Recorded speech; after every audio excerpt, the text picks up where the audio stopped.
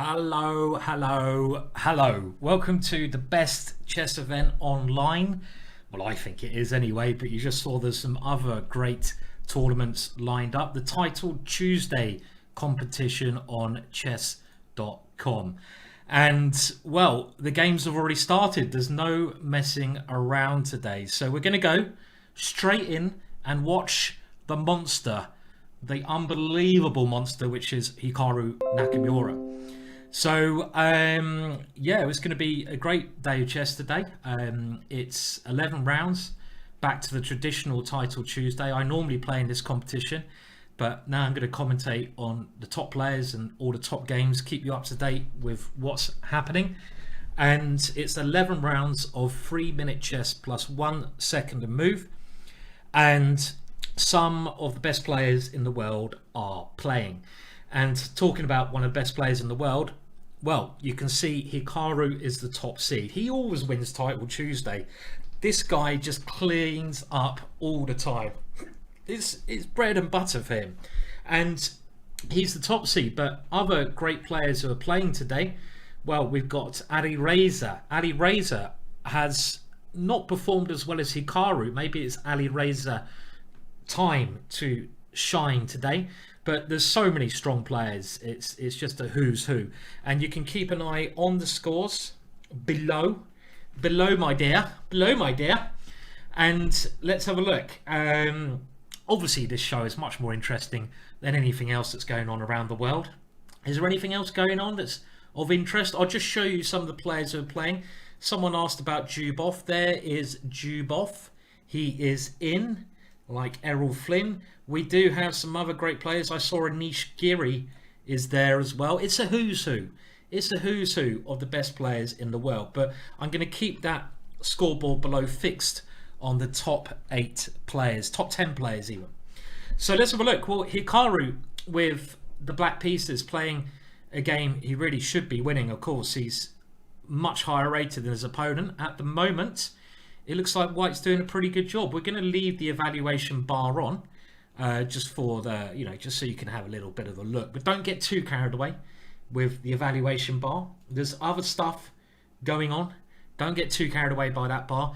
But let's have a look. So now Hikaru is crashing out with F5 and making some exchanges. The one thing about Hikaru is that he's so strong at various points in the game. Even if he's got an equal position, he just moves so quickly. And he doesn't miss tactics. He will spot and take his opportunities. One of the reasons he's, I think, world #1 blitz player is just the opportunities that he spots during play. But White is doing okay here at the moment. It seems to me that White is holding his own, and now he's trying to make some progress over here. I'm not sure I like that move, because now White has disconnected these 2 pawns, and we can see that Hikaru has swung the rook back immediately to attack that pawn. White didn't really need to do that pawn push. Not all pawn pushes are good. Some pawn pushes create weaknesses as well. Now, I will try to keep an eye, when I'm looking this way, I'm keeping an eye on what's happening in the Twitch chat. So I'm looking at twitch.tv/chess.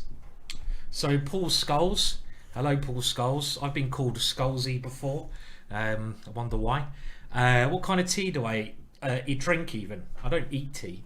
The kind of tea that I drink is cough tea. Kofta. Where did that come from? I meant coffee, of course. Coffee. A bit of coffee. I'm reading the Twitch chat. Yes, that's where I'm reading. One thing that people seem to be rather obsessed with is the colour of my hair and the colour of my beard. I find that quite amusing. Every time I stream, your colour of your hair, why is your colour of your hair different to your beard? Whoa. So don't get too carried away with that. Concentrate on the chess.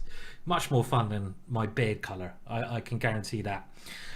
And it seems like Hikaru is now doing well in this position because he has the extra pawn, and I can just see that the D pawn is coming down the board very quickly. And well, I don't like this position. These 3 pawns are looking very, very strong, and White now trying to get some kind of rook ending where he has drawing chances, but not against two connected pass pawns. These two connected pass pawns are too strong. White's only chance here is to create some threats against the black king, but I just can't. It's not going to happen. It's not going to happen. This pawn coming up the board very quickly, but also nice move here. Hikaru is forcing the king backwards. You can also just do the simple plan of pushing these pawns up together. So there's many ways to win this one, and we're going to see a first round victory for Hikaru. I don't know if there's any other shocks in the first round. You guys can have a look in the live chess as well to see how things are getting on. Remember, it is only 11 rounds today. 11 rounds, and it's 11 rounds of 3 minute plus 1 second move.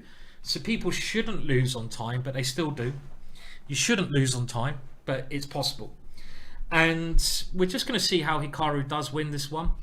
I think now he doesn't even need to use these pawns at the moment because the king is coming in, and this pawn can now be captured with a rook check, and white can resign here, and white does resign. So good start for Hikaru. Okay, now let's have a look at another game. Now, a good friend of mine here, Ali Mortazali, playing with the black pieces, a very dangerous international master from England. Ali Mortazali was a strong player, and he's one of the generation of players who are about 50 years old now, who were professionals, but then they got headhunted by financial people in the city of London. And these people who didn't have much experience, I think I'm right in saying this, like David Norwood, Ali Mortazali got headhunted by hedge funds and stockbrokers, and they all made serious money in those trades. I know David Norwood was one of them, who's a grandmaster as well. And Ali Mortazali moved over from chess into finance. And here, well, white has this tremendously good pawn structure. His opponent is a very, very strong player. I'm not going to click on his name because it will ruin my setup here. Who is it? Come on, guys, help me. Who is it? What's his name? What is it? What's his... Okay, he's a good player.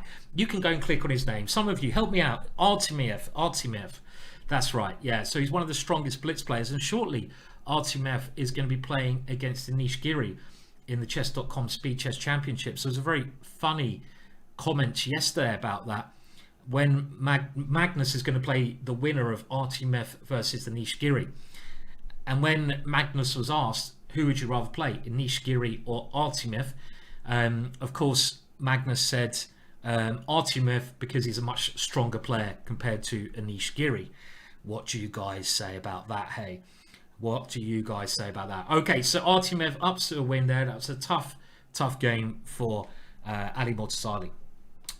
Right, so let's now see what other big games are going on. And another player who is going to be doing very well and has done well there is Alireza. I feel it might be Alireza's time now.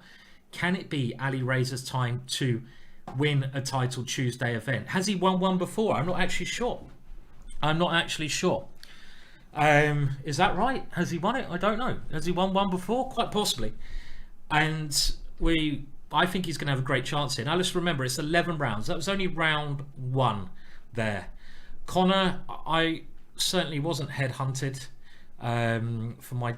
I don't think I have worked an honest day's work in my life, but I wasn't or maybe I was slightly headhunted by Chess.com.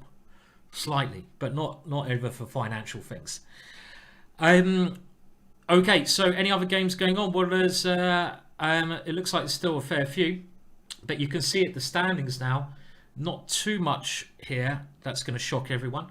Hikaru, Artemiev, Alireza, and again, do go into the live chat so you can have a look at the games or the players yourself. You've got Dubov here. One of my favourite players, Dubov. He's one of Magnus Carlsen's seconds, but he's such an imaginative player. You've got Mamedyarov here, who was world number 2 for a period of his life. He's up there. And you've got Jospem, who incredibly strong player from Peru, who seems to specialise at blitz chess. Other names we can have a look at. Well, you've got Anish Giri, So I'd love to see Anish now play Artemiev at some point. Of course, you've got many strong Indian players. You've got Eric Hansen. You can go and check out his stream. I'm sure he's streaming as well. That's when you get sick of my voice, which most people do. Jeffery Xiong, incredibly talented player from America. And Arian Tarry, another, well, I'd say kind of junior from Norway. He's been tipped as Magnus Carlsen's next sort of, next Norwegian genius. Many guys there. Jabava, who's got the stupidest name out of everyone, Exotic Princess. What kind of name is that for a chess grandmaster? What's your name? My name is Exotic Princess. Maybe I should change my name to Exotic Princess when I play the British Championships. Not my real name. Rather than Simon Williams, I could be called the Exotic Princess. And I could turn up. And they couldn't find any of my games on ChessBase then. So preparation would be impossible. I don't think I'll do that. No, not quite. Why am I not playing myself? I'm not playing myself because I'm commentating. I'm commentating on the other games that are going on. That's why. So one more game of this round left. And it's between Elusive Cat. That's a nice name. And it looks like it should be a draw here. But they're getting very short a time, as long as time doesn't go away, because black needs to get the king out of the corner in order to queen the pawn. But this king can never get out of the corner, and the white king is just going backwards and forwards. So they are on move 128 now, and we can see it has been agreed a draw. So we're going to get round 2 next. Who do you guys want to see? Who do you guys want to see? Where are the standings? Well, the standings are here, if you can see my mouse. You can also go into the Chess.com playing hall and you can have a look at the standings yourself. So a couple of ways to take a look. So who do you want to look at next? Okay, well, I think we're going to look at Zubov because someone mentioned Zubov and he's one of my favorite players as well. That's not Zubov. Who is that? That's Jonathan Zubov. And this game here, okay, it hasn't started. And this one is Zubov with the black pieces, and I'm sure most of you know who Zubov is. He's been Magnus Carlsen second. He's got a reputation as being one of the most talented players around, but it looks like he's playing a very good game here. He might have the quickest win of all time. You know what's quicker than a 2-move checkmate? A 0-move win. And he's playing against Kasparov from Israel, and it looks like he's going to win. What a fascinating game this is. Oh, brilliant moves here. This is the kind of commentary I understand. I understand everything about this position. And we're going to move on because, well, it doesn't look like there's much going on there. Okay, now let's go back to... Okay, we're going to have a look at Alireza then. Let's go and have a look at Alireza. Everyone loves a bit of Alireza Firouzja. He's been tipped as the next world champion, the player of the white pieces, and he's got quite a tough game here against Grandmaster Artem of Russia. And we can see that Alireza is playing quite a solid setup. I don't think the setup that white is playing should offer him an advantage. It's a bit like a reverse French, and black has this quite nice majority in the center of the board. And with the pawn coming to c6 here, as it does, you can see that black's got this nice pawn structure. So in actual fact, I do personally prefer black's position, because where does white put the king? If you try to castle this way, h3 is on pre, so you've got to try castling queenside, and that's why he moved his queen. But castling the king over here doesn't come without risks as well. It has its own risks. So I think Alireza is taking a lot of chances here playing like this, because this pawn structure is just so strong. And in order to work against this pawn structure, you have to try to break it up with moves like f3. This is the only capture that white has to break it up. So instead, Alireza is saying, okay, well, I'm not gonna try to hit your pawn structure. I'm going to keep it closed. And I guess he's going to go for some kind of advance over here. This is the only break I can see white doing in order to win the game. And I think the reason he closed the position down here was that he was worried about his king's safety. He wants to keep the pawns locked in front of his king, so there's no open lines towards his king.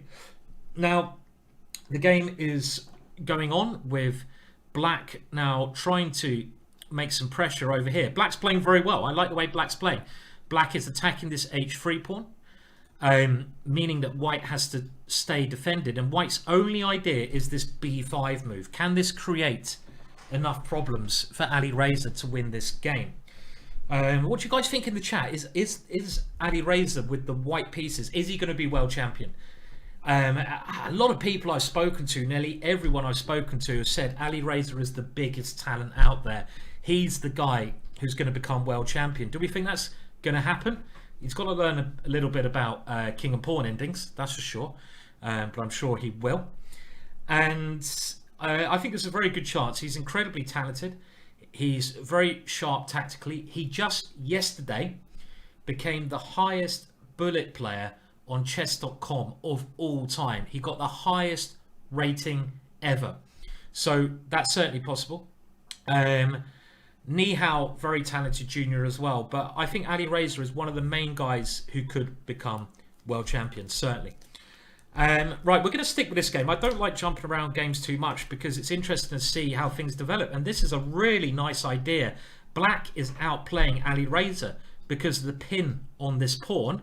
This knight is now going to win a pawn or come into f3. So Black is certainly outplaying Alireza. Certainly outplaying Alireza at the moment.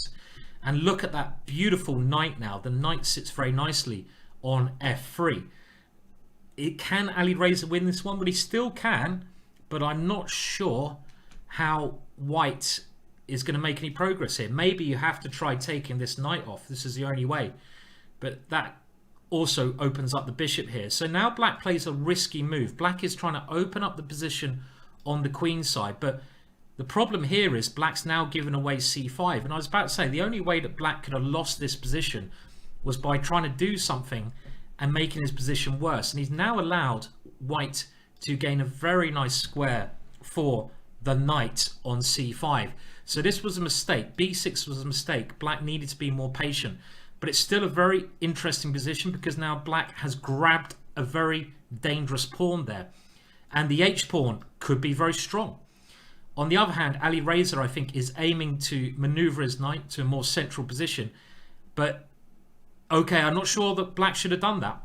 Because now with rook, queen... Oh, well, that was... Oh, this looks really bad. Why not? Why not just queen to h5? What has Black done here? Black has committed Harry Kelly. He's killed himself. He's killed himself. And I think this is... Suddenly, Alireza has been allowed in. Is this winning? Well, it certainly looks more dangerous for the king now.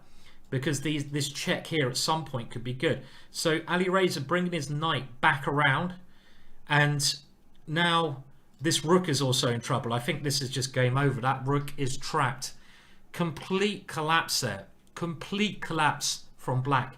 This often happens when you're playing against stronger players. You realise you get a good position. Happens to me all the time. Happens to me against weak players as well, unfortunately.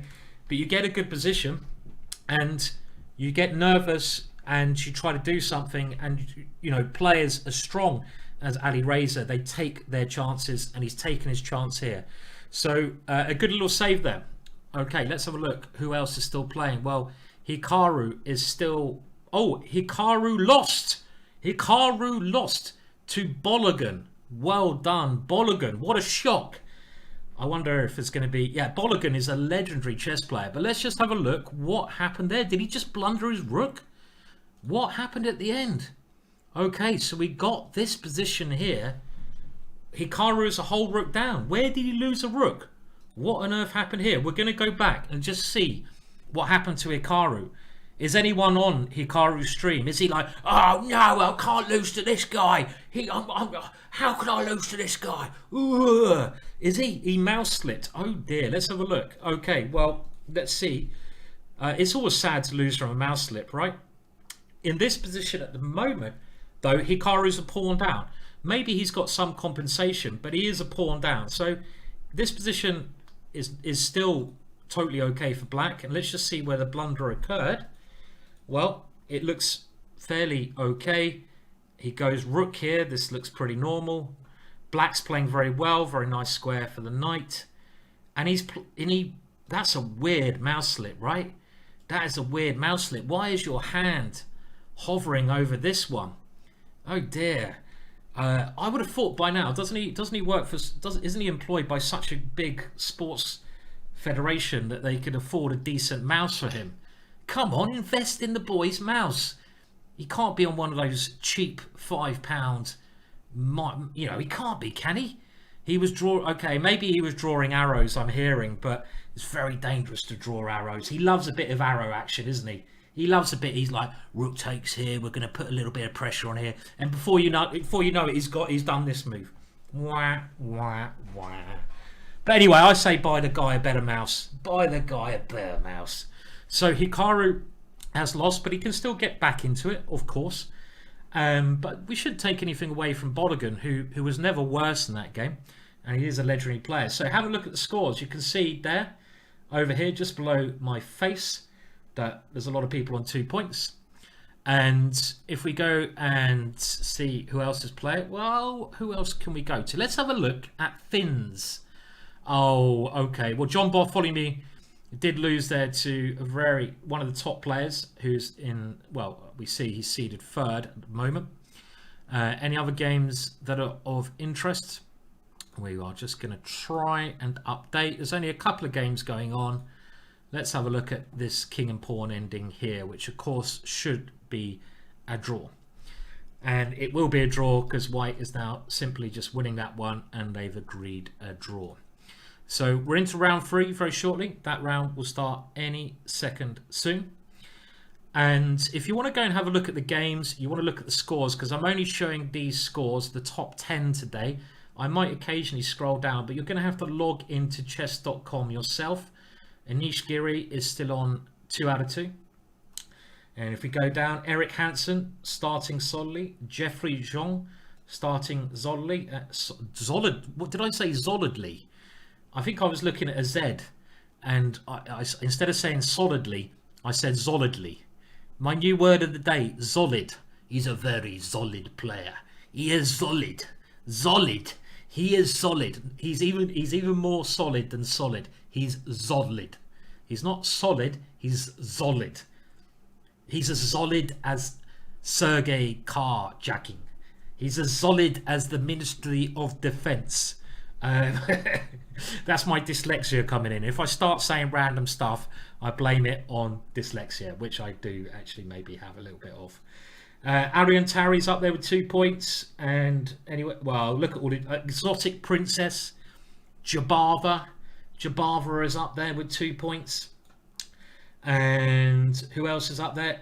Hess. There's no chess without Hess. He's up there. Simon Solid Williams. Well, no one's ever called me solid or even solid or even like, you know, even like nearly solid in my life. I certainly haven't been called solid before. So there's lots of good players. Okay, well, the next round should be starting any second. So we're you know, remember it is 11 rounds and there's no knockout competition at the end of it. It's just who gets the highest scores. I can't remember what score won it last week. What score won it last week? Probably I'd say 9.5, 10. So 9. So Hikaru can still win it. He just needs to. He needs to plug in that mouse, that better mouse he's got. Okay. Thank you to everyone who's coming in and joining in the Twitch chat. I am having a look at the comments there as we go on. Let's go and have a look now. What game? Okay, well, we could go back to Alireza.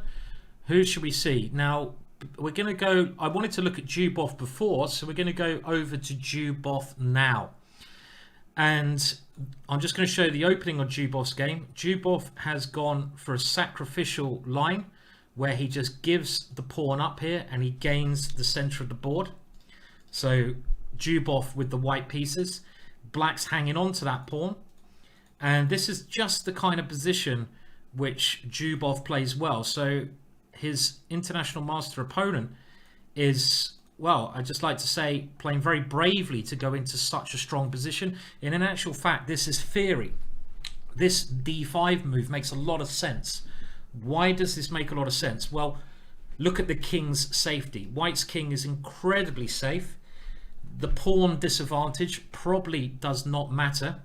Black's king is stuck in the middle of the board. And this is a line in what we call the Botvinnik system, the Botvinnik semi-Slav system. Botvinnik, of course, an ex-world champion, and the semi-Slav, an opening, which I guess he played. And now I think the normal move there is something like b3, because I did look at this line myself. But you can also try to get some kind of idea with taking and a bishop over here. Black's probably going to have to castle queenside, because that's where he's got the most pawn protection. But his king's always going to be a little bit weak. So should he castle queenside now? Now the computer really likes Black's position, but this is one of the things why you shouldn't always use a computer, because practically speaking, Black's position is much more dangerous than White's position. White's king is safe, the extra pawn doesn't matter, and this king is always going to be a little bit, you know, little bit unsure of itself. So knight d4 played. I'm assuming Black should now just castle queenside. This would be the most logical move to play. Well, Zubov is certainly not solid. He's not a solid player. He's not a solid player. He's a very risky player. What kind of accent am I doing now? I really don't know. I really don't know what my accent is going on. His style of chess is taking risks. He's happy to gambit. He's very original. That's why a lot of people like the way he plays, because he's a risk taker who plays these kind of gambit kind of positions. And now he's got to prove the compensation. So I think taking on b5 was wrong. If I was White here, I'd play b3, because it's very important to try and get rid of this protection. But this is certainly another way of playing. The bishop pressurizes the pawn on e6. It improves its position, but this is now a good reply, because if you ever tried moving your d pawn, isn't this one on pre? What is happening here? Rook takes d4, e7 check. Whoa, and that pawn queens. Have a look at this variation. If you take there, Zubov's going to go check, and next move he's actually going to queen. Unbelievable idea there.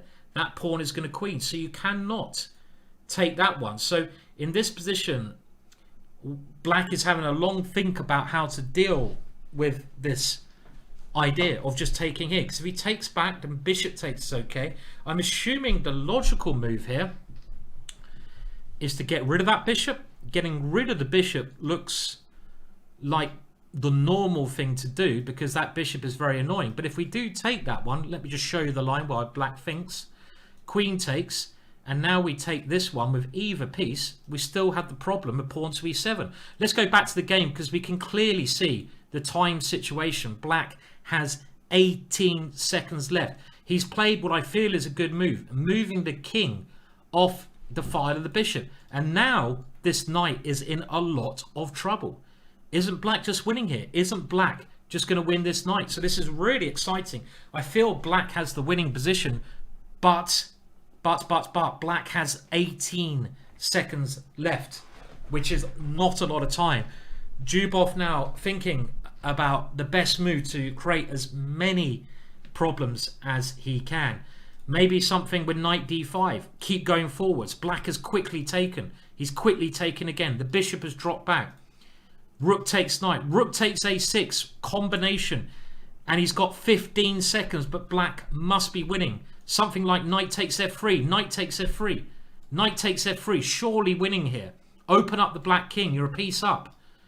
Check. Give a check. Does he have enough time to win? He's just developing his bishop. I'm not sure that's best, but it's very hard to find the best moves. 8 seconds left. The one chance Zubov has is the clock, and also Black's king is a little bit weak here. The queen comes to e4, and one of Zubov's ideas is to come into a8 here. And now the queen has come in, but Black threatens checkmate on h7. White might have enough here to get a perpetual check. Does he have more? With 2 seconds left. Ooh, ooh. Breathe, Simon. Breathe. Breathe. Breathe. So Zubov is, I think, looking to... Oh, he's playing for a win. He's playing for the win. The king is trying to run away, And now is white now winning? White is winning. This is a crazy game. Maybe queen e8. Throw the queen into the position. He has played it. I think he's going to win. Oh, wow. He's created a bit of a miracle here. Pretty diabolical situation now for black, because now black is losing the rook. He only has one check. The king can come to e2 very safely. In actual fact, these two pawns protect the king. Now Dubov is just trying to gain a little bit of time. He's working out if it's an easier win, but I would have thought just taking the rook here is enough to win. No, isn't this just a winning idea? The only thing that black can try to do is coming with, let's say he's going this way, and he's coming in for a more direct approach, queen a8 checkmate. And this is quite clever, very clever idea, because he's covering the e6 square. I wouldn't have played like that. I'm not good enough. Let's have a look why Dubov, after king b7, did not take the rook. I mean, my first thought here would be to grab that rook. But now black doesn't check on h1, because if black checks on h1 after king e2, there's no more checks that are any good. The white king is safe. But what black can do is check on h3. And if the king comes to e2, now the queen comes here. And there might be a perpetual check here because the white king is very exposed. So the way that Dubov played that was extremely clever, because he checked on a6. And by checking on this square, he covers the e6 check. So he calculated that he can just play rook a1, and after king e2, there's no more checks. The rook can't come there, the queen can't come there. It's game over because queen a8 is the end of the game. That was exciting. That's the kind of chess I love watching. I love those kind of exciting blitz finishes. Let's remember, it is blitz after all. Well, I see, I mean, is there such a thing as luck in chess? What do you guys reckon? Is there such a thing as luck in chess? Do you guys reckon there is? I mean, I don't. I think you make your own luck like you do in life most of the time. There might be very small elements of luck. You get the right opening in. But in general, he was losing that position.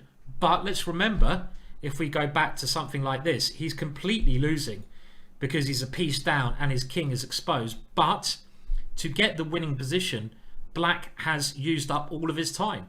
So he hasn't used his clock very well. This is blitz chess. Time is very important. Obviously, if you take more time, you're going to get a better position because you're thinking more. So I don't think there was any luck really involved in that game. I think black managed his time badly, as far as I can see. It's not poker after all, where there's elements of luck and elements of the rest of it, right? Right. Now I expect loads of people are going to say there's no luck in poker. There's no luck in poker. There's no luck in backgammon. Well, there is. You're wrong. But of course there's skill. Of course there is skill. Okay, so at the top, after round fee. What's round fee? Why can't I speak today? After round three, I think I mean, there are a number of players on 3 points. And you can see the list there. I think there's a break after round 4. Let me just check after round 4, because we can have a little break then ourselves. But at the top, we have these very, very strong players. You can see all the big names.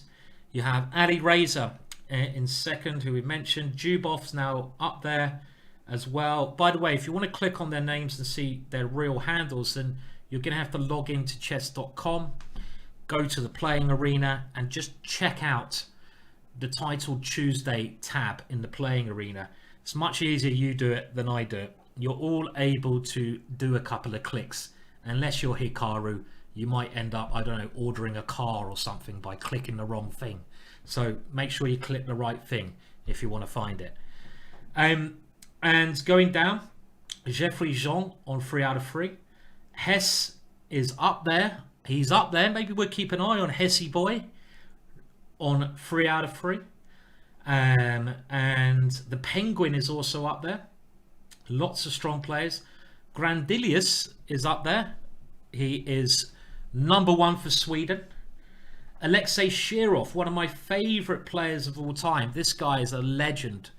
An attacking legend is Shirov. He's dynamite, old Shirov. I love watching him play.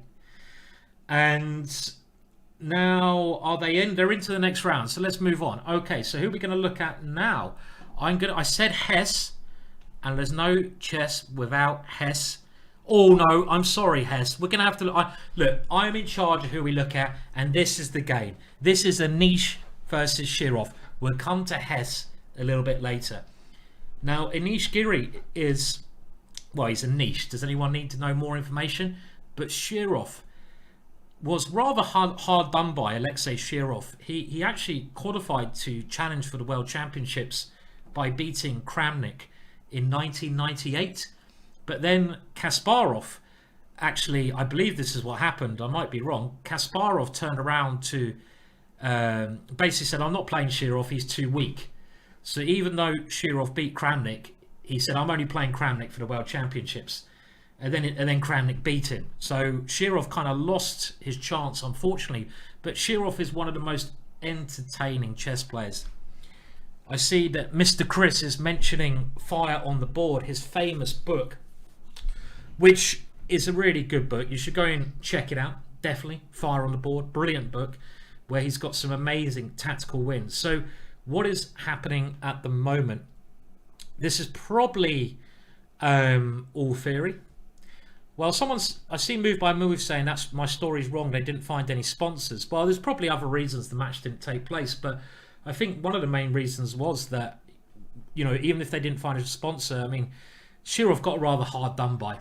I think is what, you know, people have come to the conclusion. Even if they didn't find a sponsor, surely someone wanted to sponsor Shirov. Now he's played this really risky move, G5. This is an outrageous way to break the pin, because you normally don't want to move pawns in front of your king. I love that. Kamson says Kasparov called Shirov a talented amateur. I mean, Kasparov was quite rude. He was quite rude. He was a bloody good chess player, but he once called Mosesian, who's 2750. He said in a tournament where Mosesian was like top 10 in the world, and Kasparov was due to play him, he said, well, why do I have to play these sightseers? Why do I play these sightseers? These are not serious players. And of course he crushed him in like 20 moves with the black pieces. But he was 2750. Crazy, right? Crazy. Well, I'm glad you're liking the London system. And this is an interesting choice. Now, the reason Anish took with the f-pawn is to open up the f-file for his rook. And it does look with black's weakened king. Again, king safety, so important. So important. This white king is very, very safe with 3 pawns protecting it, but the black king is really weak. One idea that comes to my mind is e5 and queen g6 check, because the pawn on f7 is pinned to the king. So if you could get your queen to this square, it would be really bad. And just the fact that Shirov is quite a lot of time down is not a good sign. I don't think Shirov enjoys being black here. Shirov likes attacking, not really the same when he's defending. So he's got to find a good move here to deal with this kind of e5 ideas in the position. So he's played knight to e5, which Anish must have expected because he just steps his queen back. But 30 seconds now. And he's using the pin on the d pawn to get his knight to c4. And the advantage of doing this, he's got rid of white's dangerous bishop. So it's now 2 bishops versus 2 knights. But the black king is still very, very, very weak.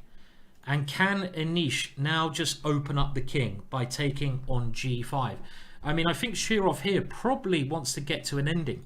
The reason he's done this, he's trying to get a counter-attack against the d4 pawn. So Anish comes in, blocking the bishop, and I'm just still concerned about black's king. But so far, Shirov is doing a very good job of, you know, if the pawn was back on g7 here, I think Anish would be better, but it's not. He's counter-striking by keeping the pressure on d4. Anish opening up the black king. Keep an eye on the clock here. If anything takes here, the d4 pawn will block. So Anish, first of all, guards that one. And now Shirov taking the open file for the rook. Anish can take this pawn now, if he so wishes. But the one problem with Anish's position may be his double pawns later on. It's still looking good, I feel, for Anish. And he has taken that pawn. He's decided to keep the queens on the board. And his big threat now is rook g4. The moves are coming quick. Still, Shirov hangs on. Rook g4, a big threat. He has to get out of the way. Anish doing very well. 2 pawns up, and he's threatening to come into c7. Great play by Anish here. Great play. Some attempt at getting counterplay with rook e1, but white has just stabilized his king. And now the last chance, Shirov trying to get some checks. But let's remember, it's 2 pawns up here for white. So if Anish just keeps his cool, it should be winning for white in the position. And he's just trying to kick that queen away.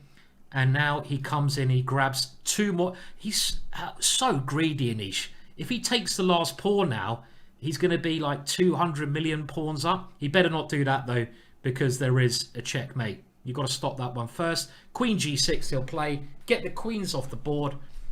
I think he'll play this move. I'm predicting he will. When you're a lot of pawns up, swap off material. Keep it simple. Greed is good. Is that the film Wall Street you're talking about? Greed is good? Am I allowed to talk about the elections today? I don't know. I'm not going to, even though I mentioned them. Okay, well done, Anish. He decided to keep the queens on the board there, and he managed to win that game. I'll stay out of politics. I'm not that political myself, but you guys can discuss it. No, we're not. Okay. Why did I bring it up? Why did I do that? Why did I even mention it? What kind of idiot am I?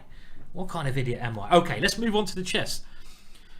So Hess, where is Hess? Is Hess still playing? I'm trying to find his name now. We will just have a look. He is. Okay, he is still playing. So he is playing Vinny. Oh, that's not Hess. Is that Hess? Cool, he looks a bit older there, doesn't he? Has he been on the donuts? It looks like he's been on the... Okay. That's not Hess. This is Hess. And he is winning. I think Hess is going to go to... Well, look at that. We came at the right time. Check. Mate. Boom. In we go, son.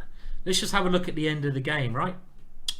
So, it looked like Robert's now on 4 out of 4. Great stuff from Robert. And he now wins a piece. Obviously, the extra piece is very useful, but the end of the game's very nice. He tries to swap off some pieces, but instead he gets pressure against f8. So he wins the second piece. Black's hope is to queen this pawn, but the rook becomes behind the passed pawn. Always a good thing to do. Get your rook behind your opponent's passed pawn. If only black can put his rook on e1, it'd be checkmate, but that's called cheating. And now he just grabbed the last pawn, and we can see that there's a nice little checkmate coming up with the rook landing in the corner. Lovely stuff. Well played, Robert. He's on 4 out of 4. Good to see. Good to see some of the regular Chess.com guys doing so well. Scores. We have Urjun, very talented player from India, young player. Then you have Salim here from UAE, another player who's won title Tuesday before on 4 out of 4. Let's just have a look at the 4 out of 4 group. Eric Hansen. It's always good to see Eric do well, except when he's playing me. Jeffery Xiong doing very well. This guy's clearly not that old and weak. Robert Hess up there as well. Jubov, Anish. These are all the people on 4 out of 4. We keep going down. So there's 25 people, and I think this is Jordan van Forest, who's another real talent. So we're going to take a short break now, just for a couple of minutes, and we will be back in a couple of minutes with the rest of the tournament. There's still 7 rounds to go, so we're only a third of the way through it, and I'll be back in a couple of minutes. The reason there's a break now is because Chess.com run their algorithms, make sure no one's cheating, make sure there's fair play, and just to, give everyone a toilet break, I guess, as well. So I'll see you all soon, and I'll put you on a break, And don't go too far. Next round's going to be absolutely fascinating. Be back in a sec.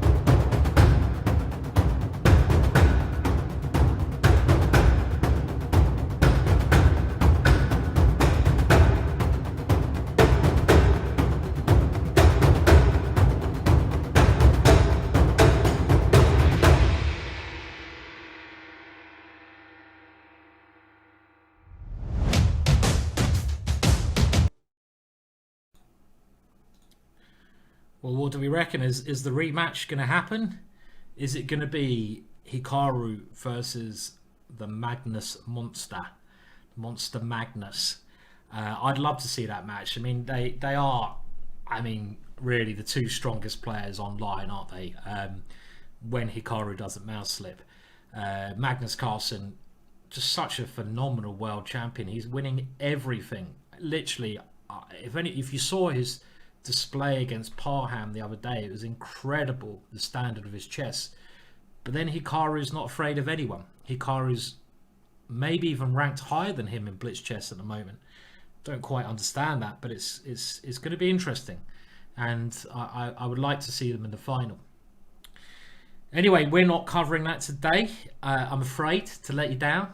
Boo. We're actually covering the Title Tuesday event, which is the strongest titled event online. An event I play in when I'm not commentating for Chess.com. You can look at my videos on my YouTube channel, Ginger GM videos. Go and check out my videos there. I've got lots of Title Tuesday. You can watch me lose all my games, etc., etc. But it's a brilliant event, and we mentioned a lot of the talented players who are playing. One guy I haven't mentioned yet, but who is at the top now, is Chess Warrior, who I believe is the second youngest grandmaster of all time, Nordibek, Nord as I call him, makes it a bit easier for me, Nordibek of Uzbekistan. And I have to say, you know, we've talked already, if we just scroll down and try to find some of the other young talented players like Alireza, who's a brilliant player. One thing I find a bit odd is no one really talks about Nordibek. You know, Nord is an incredible player. I've seen him play these Title Tuesday events, and I got the chance to interview him a couple of weeks ago, and he simply said that he wants to become world champion. And he's someone, the more I watch his chess, the more I'm impressed by just the standard of his play. So I you know, he does so well in the Title Tuesday events. So I would not discount him from becoming a future world champion. We have Zubov in second place. This is just done on their tie-break system. It's probably done on the accumulation of their opponent's scores, if you understand that. I never really understand any of this arbitering rubbish. You know what an arbiter is? An arbiter is a failed chess player. Just like a goalkeeper in football or soccer, sorry, that's awful accent, is a failed footballer. I was actually a goalkeeper at my school, and yeah, I'm joking, I don't really mean that, of course, but learning the rules, I mean, learning chess rules is hard enough. I don't really want to learn the rules of how to arbit a chess match. Blooming hell, you have to be a certain character for that. I'm only joking. It's not real. I have a lot of respect for chess arbiters. I have to say that now. No, of course I do. Of course I do. I have a lot of respect for chess arbiters, and they are they're the people who makes the tournaments work. So, of course, other people on 4, Anish, Eric Hansen. We've got a good bunch of people today, haven't we? Round 5 has started though. So, round 5, we're going to go and look at the Nordicbeck. The Nordicbeck. I'm nounding him up. Where is Chessboard against Hess? In we go. Hess has the white pieces and he's gone for the exchange Slav. Now, this is an opening I actually play myself a lot as white because it's very simple. I get the feeling that Robert Hess is not a major theoretician. He's really talented, Robert Hess. He doesn't spend a lot of time analysing openings now because he's doing too much great commentary, and he's just going for a simple position here. We say simple because it's a symmetrical pawn structure. 2 ways of judging a position is on the pawn structure and on the pieces, and here you can see the pawn structure is pretty much identical, so no one's got an advantage there. Robert is trying to prove an advantage because he's got a bishop and his opponent has got a knight. So this is what he's trying to prove. Now he does have the opportunity to take this knight off and go for a draw. I say draw because then he'll be left with opposite coloured bishops, and that is really likely to be a draw. But I don't think Robert will do that. He certainly won't do that mouse slip move. Robert's taking here, and now this is a very standard idea. The only slight difference in the pawn structures is that a6 has been played. And let's remember, pawn moves can be weaknesses. Whenever you move a pawn, you weaken a square. This move a6 has weakened b6. And Robert is thinking now of either bringing the knight into that square or into this lovely c5 square. And I think now he will bring it to c5 because there's no black pawns that can kick that knight away. So Robert has an advantage here. I like his position. I do like his position. The reason I like his position is this knight is just secure. It's what we call an outpost. An outpost is a square where you can secure a piece and it can't be attacked by an enemy's pawn. Black has moved his two pawns next to that knight too far forwards, so he's not able to attack that knight there. Hello, Carrie Gilson. I don't understand b5. b5 did seem like a strange move, but don't write off Nordicbeck. Nordicbeck, I've seen him defend some tough positions before, and in this one he's trying to get counterplay, and this is a sign of a good player. Again, you guys are maybe trying to improve at chess. One of the biggest, there's two bits of advice I'll give to players under 1800 strength. The 2 bits of advice to improve your game, well, including all the ones you hear all the time, like learn your tactics, get your openings right, blah blah blah. The 2 ones I'd say is when your position's starting to get difficult, go for activity. Don't sit there and wait until the guy, chops your head off. Don't put your head in the guillotine. Get your head out of the guillotine and try to fight your way out of there. And I think Nordicbeck realises that he's got a bit of a bad position, so he's trying to get active. The second bit of advice I'd say is don't just consider your own moves. A lot of lower rated players, they get so involved with their own ideas. Maybe again, a bit like life. Chess does reflect. It's not a rainbow, not a spectrum. It does reflect. That's what I'm looking for. Life. And you've got to get into the mind of your opponent. It's not a very good game for psychopaths then.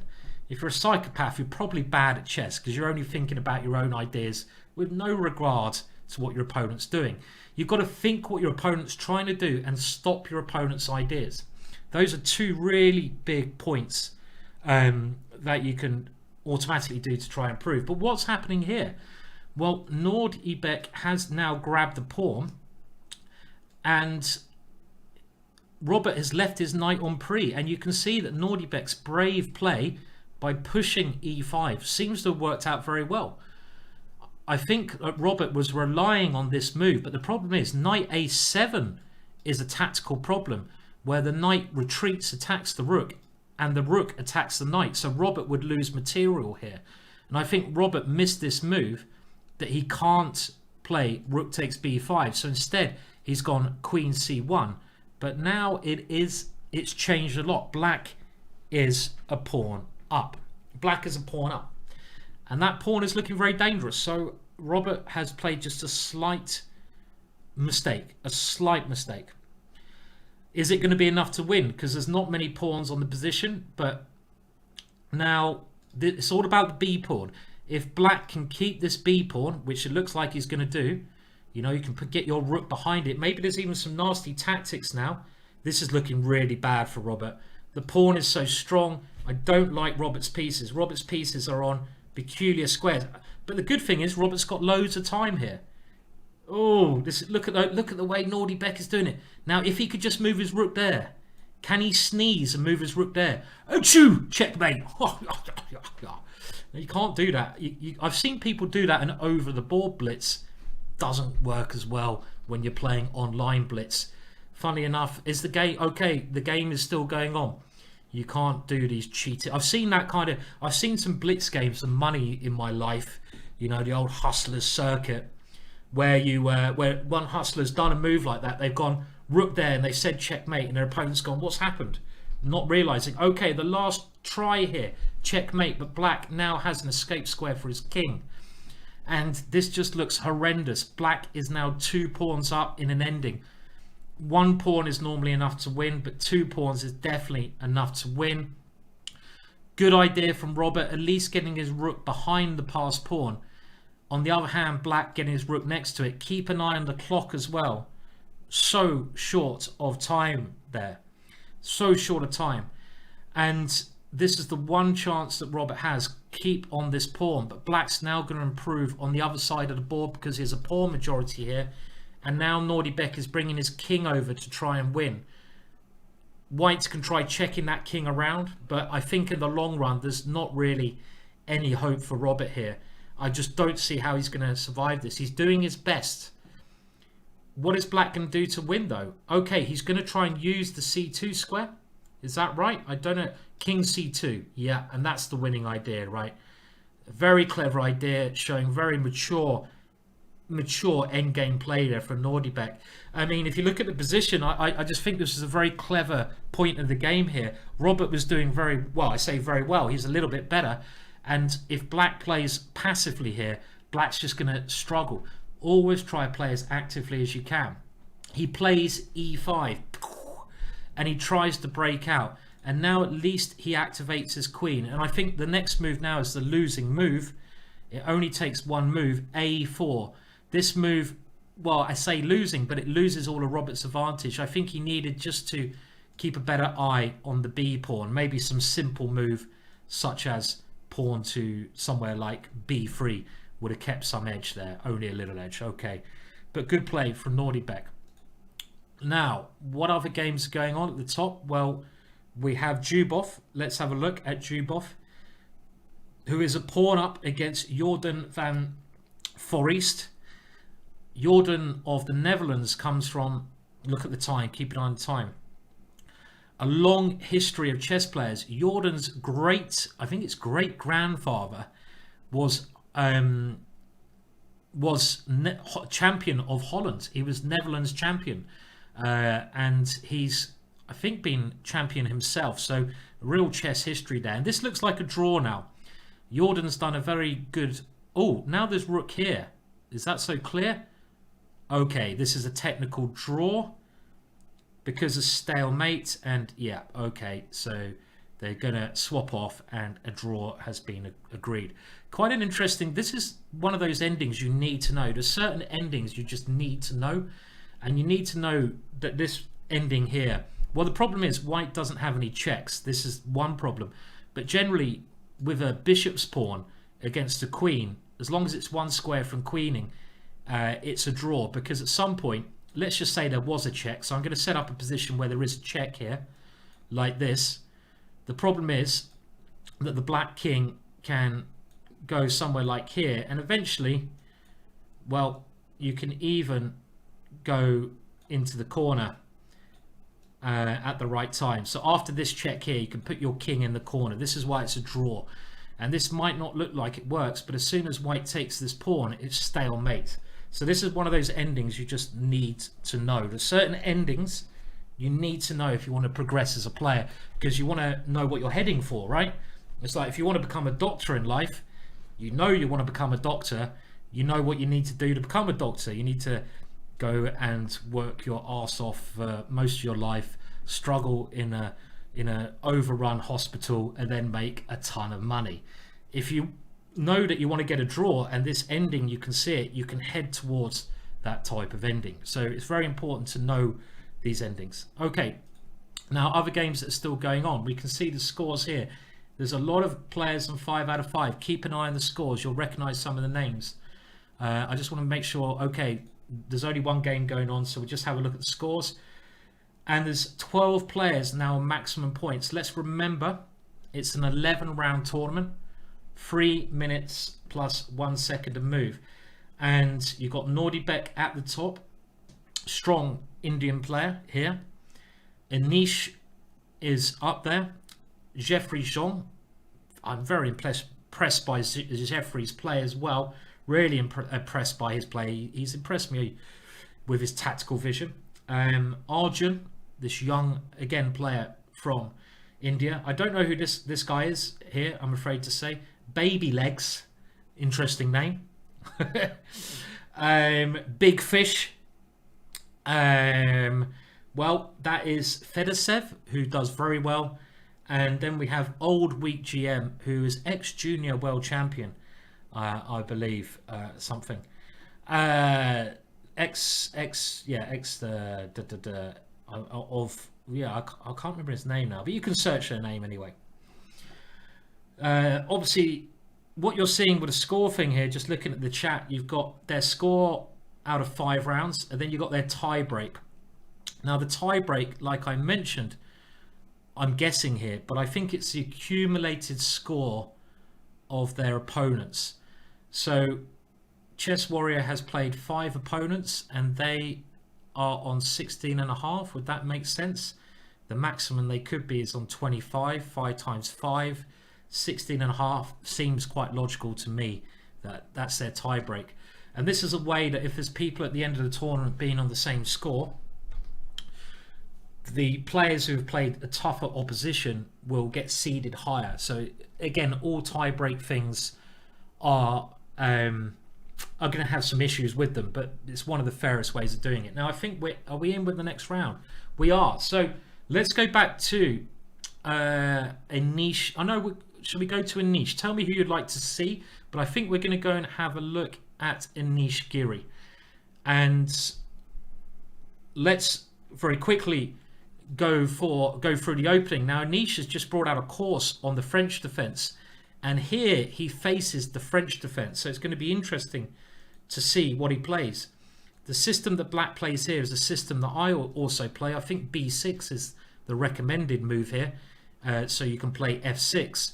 This idea with a6 tends, I feel, to lead white into a nice position because of white's center. I'm just getting up to date with the current position as we speak, and this is the current position. Black eventually plays this f6 move to get rid of white's strong pawn on e5. Now, I played a French defense myself, so I know the position very well. One of the problems that black has in the French defense is this guy here, the light square bishop. Whenever you guys are trying to improve at chess, whenever you're trying to understand an opening, most people, they spend all their time learning openings. That's very important. But when you're learning an opening, whether it be from a video course, from a book, you've got to understand what are your good pieces and bad pieces. Why is the bishop here bad? Why is that a bad piece?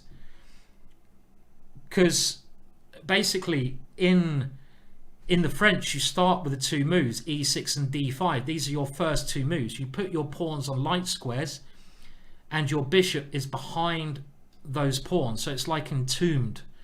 That means your bishop is lacking air. If you could put your bishop somewhere like here, c4, it'd be great. But that bishop is entombed.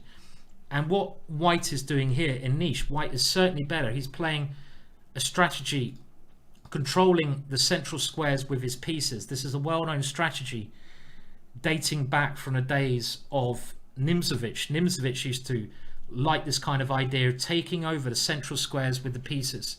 So I definitely think white's better. These are central pawns, but they're not very good ones because they're locked. They can't move. They're not mobile. When you have pawns, you want them to be able to move. This pawn can't move. It's controlled. This pawn can't move. It's controlled. Also, look at white's bishop here. This bishop, very, very strong piece, and it may even have ideas of sacrificing on h7. So I think black is now trying to get rid of that bishop. Is that black's idea? Or maybe try to play e5. But certainly white has an advantage. Okay, the queen exchange. And I think Anish is going to have to exchange queens. So far, black is doing a very good defensive job here.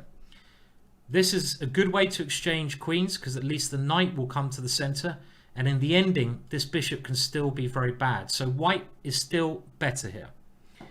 White is still better in this position with Anish. How's his time? Anish is up on time as well. Now I don't know who the player of the black pieces is. I say only in FM. I don't mean that disrespectful, but this is like, I would say, the most elite online tournament that's kind of open to title players. Of course, the stronger invite players. And you know, normally on 5 out of 5, you're only going to find grandmasters. So he's having a great tournament so far, and he's holding his own in the position. This move may have helped him. The more pieces he can exchange, the better to his defensive chances. But white, I still like because he has the better pieces in the center of the board. This knight blockading, and this bishop is still active. Another problem black could have is these two pawns here. Because there's light squared bishops on the board, you have to think, what can each of these bishops attack? Well, the bishop here can certainly aim to attack these two pawns later on. You know, maybe at some point we're going to see a4 being played and the bishop getting through to a6. On the other hand, black's bishop can only defend his own pawns. So that bishop is purely defensive. That bishop is purely attacking. Anish better, but black holding on well. Holding on well. Now Anish trying to activate the rook coming into this square, and black on the other hand has some compensation on the open file. We have one player who's got to 6 out of 6. Ranuk. I'm so bad, I have to admit. I mean, you know, we're not all perfect. I'm probably about as pretty perfect as you can get.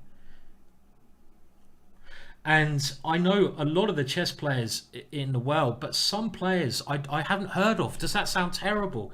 There's so many youngsters are coming through, and I haven't heard of Runak from India, to my shame. I'm going to look him up after this. That's really bad. I should know him. How can I not have heard of such a strong player? Shame on you, Simon. Shame. Shame. Reminds me of that Game of Thrones. Such a great series until the last one. Terrible. I'm sorry. I'm gonna look up all my internet players. I'll spend a day booking up on them. No, I probably won't. I'm only lying to myself.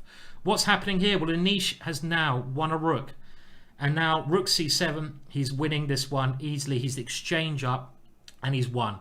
Anish is going to 6 out of 6. Has Anish ever won Title Tuesday? Because he's doing very well this time. Let's see if we've got any other games going on. Nordiebeck. How is the Nordiebeck going on in this position? Well, it looks like white is doing quite well, but all of a sudden, look at black's centralization. The black king, which is really good in the ending. The one part of the game where you want to use your king is the end part, because obviously your king is quite weak earlier on. But look at this king. This king is so active. You've got to watch out for your bishop.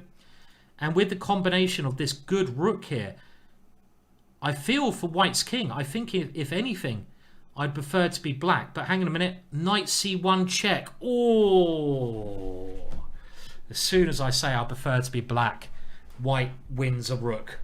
So well done, Nordiebeck. He's so sharp. Okay, maybe most players. They say the hardest moves to see in chess are the backwards knight moves. Knight moves that move backwards are apparently the hardest moves to see. So I can understand why that fork was missed. Now, probably the way black should have played this, if we go back to the position, is just keep his king over here. So maybe like king g4. And with a combination of rook, which is ideally placed, it cuts off the white king, so stopping the white king from becoming active. And also, when your opponent has a passed pawn, this is called a passed pawn because it's passed on the way to winning, you keep your rook behind the pawn, you stop it from moving. So I think here it would have been okay. But Nordibek, another player to get to 6 out of 6. We've also got Unschuk, a very strong player. I thought Unschuk lived in America now. I don't know. Where does he live now, Unschuk? It says Ukraine, so I'm assuming he's living in Ukraine. Okay, let's just see. Any other games in this round? It's round 6 of 11. We're over the halfway mark. Now, a player I'd like to have a quick look at, a good friend of mine, Sébastien Mazet of France. He's actually the captain of the French team. And I think now, oh no, he's falling into checkmate. He can't stop rook a2, checkmate. Oh dear. Oh, Sebastian. This is the only way he can stop it, but he's now a piece down in the position. And okay, let's just see what happened there, because we go here and it seems fairly even, right? Opposite colored bishops. They say opposite colored bishops, it should be a draw. The best thing I ever heard about opposite colored bishops was Boris Spassky. Boris Spassky famously played in the most famous World Championship match against Bobby Fischer in 1972 during the Cold War. I'm sure most of you have seen that. Maybe you've seen Pawn Sacrifice, the film. And Boris Spassky talked about these bishops, and he did it in relation to his marriage. And in relation to his marriage, I think he was, getting divorced, and he basically said, "Me and my wife, we are like bishops on opposite colors." And he said it with a better accent than that. Clearly, that was a crap accent. He said, "Yeah, we are like bishops on opposite colors. We just can never connect. We are just drifting around the planes of eternity on the opposite squares." I don't think he actually said that, but he said something like that. These bishops can never ever connect. They can only drift around, missing each other. Some poetic justice there. But let's have a look at the end of the game, because what actually happened here was all of a sudden, after rook a2, there's this big threat of checkmate. And c4 is forced to block the bishop. And now the big mistake here was moving this one. I think Mazet had to move his king across. Try to get this king, which is in a bad position, into the center. Instead, after rook a6, bishop c4, there's no way to stop rook to a2. So that was rather nasty there for Mazet.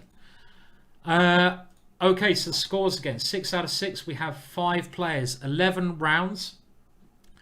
And it's 3 minutes plus 1 second a move. I'm keeping a chat. I'm keeping an eye on the chat in twitch.tv chess, where it's good to see you're at least discussing films rather than politics. Are you allowed to? No, we're not discussing. Okay, I nearly said the dirty P word. I nearly said the dirty P word. Not the P is in Peter word. Not, oh, God, I'm so good at digging myself a hole.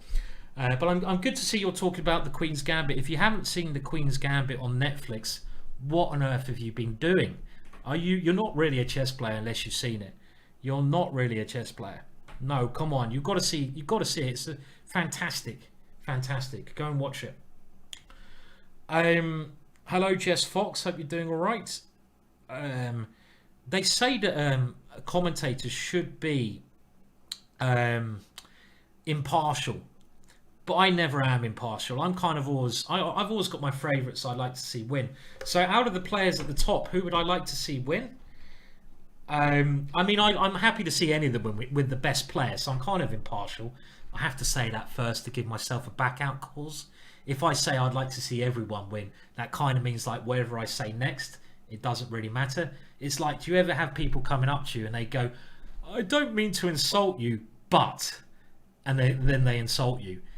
Or, "I don't mean to be rude, but," and then they're going to be rude. You know straight away they're going to be rude. So who would I like to see do well? I'd like to see Jordan van Foreest do well, who's Jopi too. He's a really nice kid.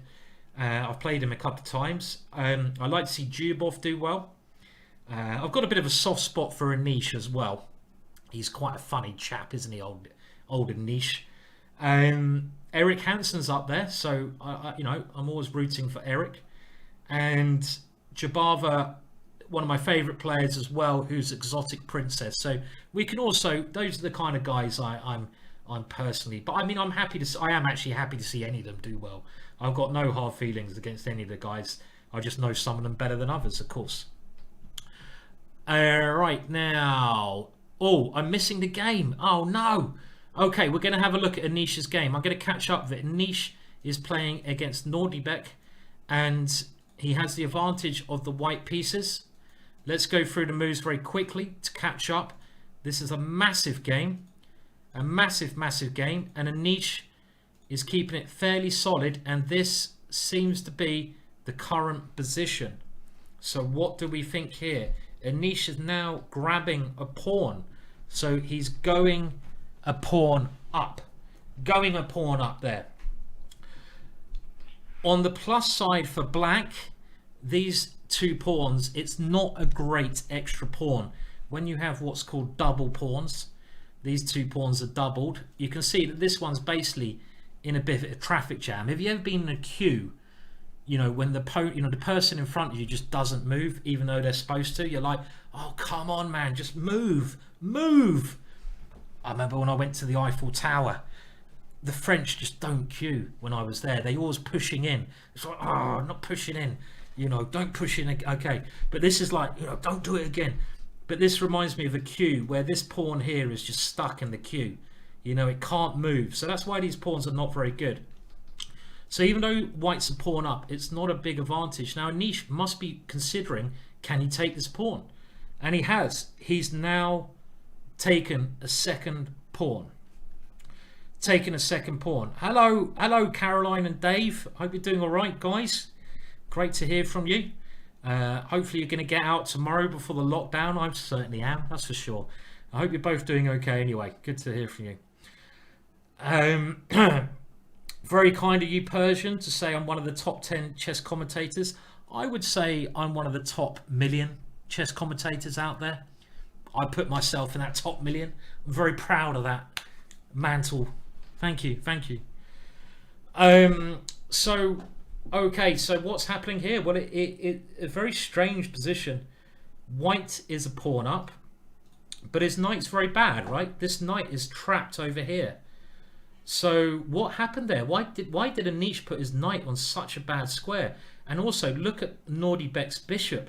This bishop is so strong, dominating the board there. And I think with this move, black is just aiming to slowly but surely trap that knight. Maybe he's going to go bishop b6, king c7, king b7, and then go yum. Take the knight. So king here, trying to tempt black into taking that one, which black won't do. And look at the time. Anish, I think Anish is going to lose this one. It might be okay, but I just think this Nordibek's such a great player. Okay, he's got the knight out. He has got his knight out of danger. He's got it out of dodge. So maybe this is okay. And if he gets knight e5 check-in, it could actually be more like a draw. But 7 seconds left. Is that enough? Bishop takes g2. 2 bishops. And now we have opposite colour bishop ending. Equal on material. And probably with rook a7, it's going to be a draw. If the rooks come off the board, it's a draw. It's going to be a draw. Anish will just play rook a7, draw. And this is an easy draw. We're talking a lot about the bishops and opposite colours moving around the board, but this is very easy draw here. The only way you can try to win these positions if you keep more pieces on the board. So that was quite a tight game there. I don't know what was happening, and we can see Jordan. Hey, Jordan on 6.5. Is anyone going to be on 7?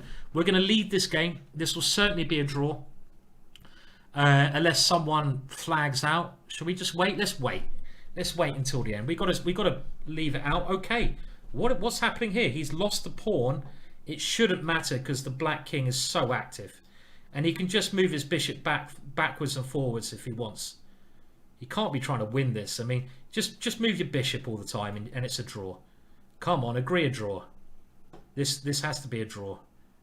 Yeah, back we go. It's like one of those carousels. You know, you keep watching these bishops, you're going to get dizzy. Should come with a warning like a strobe light. I mean, you know, epileptic fit alert. The bishops are just going round and round. My soul is going, you know, like watching the Berlin opening. Or we have some action, a pawn's being exchanged. Drama. And around they're going. Come on, agree a draw. And I mean, I'm going to have to move on to another game soon. This is just like, yeah. I mean, White literally can't lose by moving his bishop like this. He can pre-move those moves for 100 moves, which is quite a funny position to be in. You can just pre-move that forever and you can't lose. Just I'd still manage to lose somehow, but that's me. Okay, so is there anyone on maximum? It doesn't seem that way. We've got 4 players on 6.5. We have Chess Warrior, who we just seen, Nordibek, Onschuk, Anish, and who else just came up there? Lolo. Who's Lolo? I wonder who Lolo is. I don't know a Lolo. An international master. How dare an international master encroach on the Grandmaster's territory? He's on 7 out of 7. Lolo is on 7 out of 7. Wow. So I think the next round will start soon. I'm just going to find out when the next break is. I think it's after round 8. So there's only 4 more rounds left. 8, 9, 10. Yeah, 4 more. It's a good thing I see. I'm still, even though I'm a grandmaster, I still count with my fingers. 1, 2, 3. Whoever says that grandmasters are really intelligent, just look at me and the myth is destroyed. Destroyed, I say. I count with my fingers. That's the way to do it. So we've got 1 more round until the break, and it's coming to the crescendo of the tournament. 11 rounds. The strongest sort of, I say this is open. The strongest sort of open chess tournament. It's open to title players. It's a great event. Happens every single Tuesday, and it's always around the same time. I'll probably be playing myself next time, but I certainly, well, unless a miracle happens, won't be in the top 10. But it's getting very exciting at the top. So we've got this group on 6.5 and 1 player on 7. Dubov is on 6 there. Jeffery Xiong, let's just have a look. Exotic Princess, who's actually Jabava, not quite the exotic princess you may be hoping for, but a blooming good chess player. One of my favourite chess players. He plays with a very unique style, and he's a very aggressive player. Other players, we have Alireza, only on 6 out of 7, but I say only, he can still win the competition. Is Hikaru still in the mix? Let's have a look. Fedesev 5.5, Hikaru on 5.5. The reason Hikaru lost one of his games was because of an unfortunate mouse slip. So that's why he's lost the game, but he's dropped another draw. So he's going to have to win all of his remaining games, I think, here to come up. The next round is in, and I think we've got to look at the top game, which is the only person on 7 points. I say only a international master, but he's on 7 points, and he's playing against Nordibek. Is this where he's going to go wrong? Quite a solid opening. This is kind of like a King's Indian attack Reti. Nordibek is obviously going for the win here, and that's why he's unbalanced the position. Unbalancing the position really means when you change the pawn structure, and by doubling these pawns, black gains a better pawn structure, but on the downside, black has lost a bishop, meaning that white has this dark square bishop, black doesn't have a dark square bishop. So there could be an issue on the dark squares later on. For example, if a bishop ever comes to a3, you can't fight against that bishop. A bit like Spassky said, you need to have pieces on the same squares to fight. And now h5, g5, white playing incredibly quickly. And he can get the advantage of the two bishops here by taking on g6, which I'm sure he will do. Oh no, he won't. Well, that's a strange decision. Why didn't he take the other bishop there? I don't understand that one. A really weird decision. So this is an interesting battle here, because we have a battle between basically a bad pawn structure for white. White's pawn structures are ugly. These pawns are all disconnected. They're kind of spread apart, making them weak. You want your pawns close together. I suppose it's like, in a battle regiment, your pawns need to defend each other. They need to be close. When they're spread apart like this, they can become weak. But on the other hand, white does have this bishop, which could be quite nice. Saying that, I think Nordibek is doing very, very well here. He's got no weaknesses. Black's king safety, very important. He's got his king well defended. White's king I don't like, because this pawn, the pawns in front of your king are like your bodyguards. It's kind of run away. It's like the bodyguards got a bit scared and run off down the road. Bye, you can deal with yourself. I'm going to have a pint. Thank you. Cheers. Bye.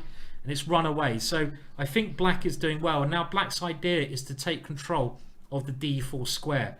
Something like knight to d4 coming in next. So I like black's position. Time situation, white has a slight time advantage at the moment. And instead, black decides to head towards the king, which also makes some sense here. And he's now picked up a pawn as well. That's very useful. And he's got rook c2 coming. The bishop here, very good. Compare the light square bishops. The kind of things you need to look out for. This bishop, a beautiful diagonal. Look at this piece of concrete. This is he sleeps with the fishes. You sleep with the fishes, my friend. This is really sleeping with the fishes. It's blocked in. It can't do anything. So black has a great position so far. White trying to exchange queens, but now black winning another pawn, but also threatening the bishop on e3. Nordibek is going to win. He's going to win this one. He's certainly going to win this one. And that means he's going to knock off the top spot. So the other games, which are going to be very interesting, I want to go to Anish versus Jordan. I think now I will jump on to the next game, because it's pretty clear to see that unless some disaster happens, chess warrior Nordibek will be in first place. So what about the other game? Let's have a look at the other top players. And okay, well, it's Onchuk versus Anish, and we're just going to now look at this game. One of these guys wins this game, they go into first equal as well. Anish with the black pieces here, and Onchuk is pushing him back. G5. Anish is very cramped. He won't be enjoying this position. And now he's going for a little tactical idea, but isn't this just losing a piece? Maybe he was losing a piece anyway. I think he's completely lost. I think Anish, after knight takes here, he's a piece down, but look at the black king. The black king still very exposed. Maybe some queen h5 check at some point. He's gone in, and he's just going to move the bishop here, threatening that one. He's a piece up with the attack. The last thing I think white needs to do is just bring his rook around to join in, and Anish stops that for now, but he's only got one pawn for the piece, so Anish is in trouble. And Onchuk is getting a very, very impressive win here if he manages to win this one, which will put him into first place. And we can see the scores here, guys. I'm just wondering why Chess Warrior is he only on 6.5 out of 7? I think that needs a bit of updating. We'll wait for that one. And who won between Jordan Van Forest? We'll come back to that one as well very shortly. I would be thinking about playing some move like g6 here. There's one more pawn defending the black king. So if I can get rid of the last defender, that must help me. So some move like g6 to try to get rid of that one. And he's played it. That one remaining bodyguard he's trying to remove from the position. The queen sneaks in. And if queen g7, you can take on e6. This is completely hopeless for Anish here. I think he'll consider resigning very soon.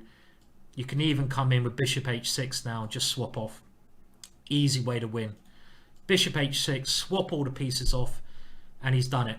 He's going for multiple exchanges, and that would be very disappointing for Anish, but a very good win for Unschuk.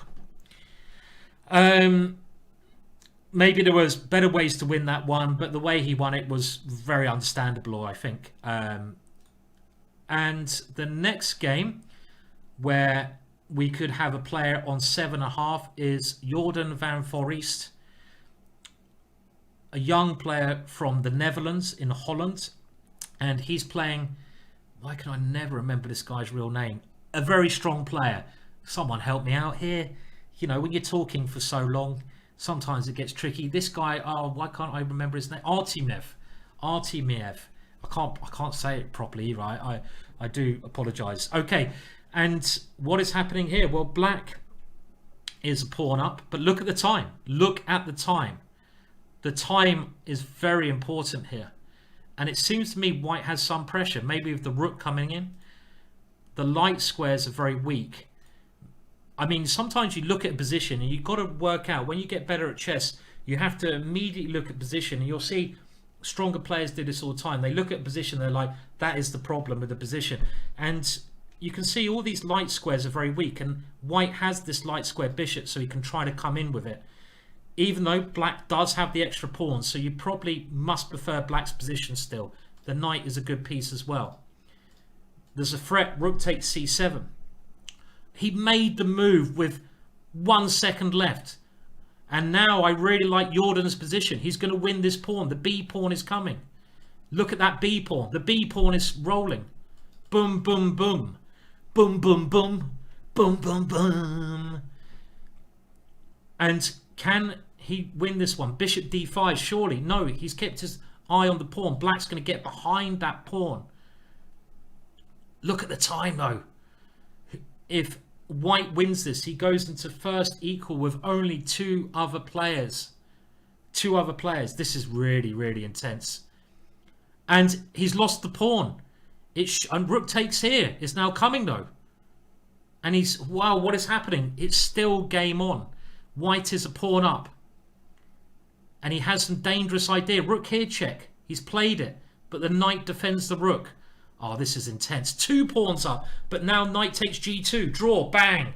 And you might be thinking, why is this a draw? And this, again, like I mentioned earlier, is one of those theoretical positions you need to learn. Every Russian schoolboy learns this position when they are 3 years old.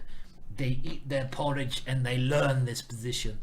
Typical ending. And the reason this is a draw, I've got to stop doing these terrible not insults. That's not an insult, it's just an accent. I love the Russian. Oh, I'm just digging a hole. I thought, I don't know, I'm insulting myself. Now, the problem with this is you need this pawn. You need the bishop to be on a dark square. If the bishop is on a dark square, you can win, but you can never win this position. I once got this in a tournament game, and I thought I was winning here. My opponent offered a draw, and I thought, why are you offering me a draw? I'm a pawn and a bishop up, and I played on, and I'll just show you what happens. It's quite funny. And I got to a position like this, and I thought, this is easily winning. Of course I'm winning this position. Surely I'm going to queen. And I suddenly realised here, hang on a minute, I can't win. Because I go bishop here check, king here, and now it's going to be stalemate. Because if I go bishop here, it's stalemate.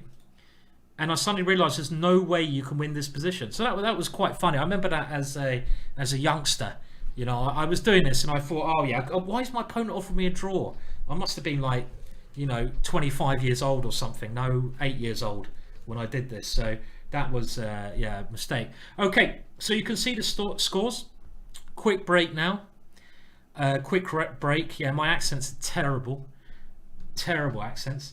And we'll be back again in about 3 to 4 minutes for the end of the tournament. There's only 3 games to go. We have 11 rounds in total. There's 2 leaders. Who's your money on? It's going to be very exciting finish. You've got this big score group on 7 out of 8 as well. And you've got so many top players just lurking around, including the likes of Hikaru.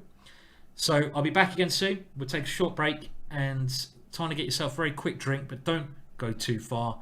You'll miss the action.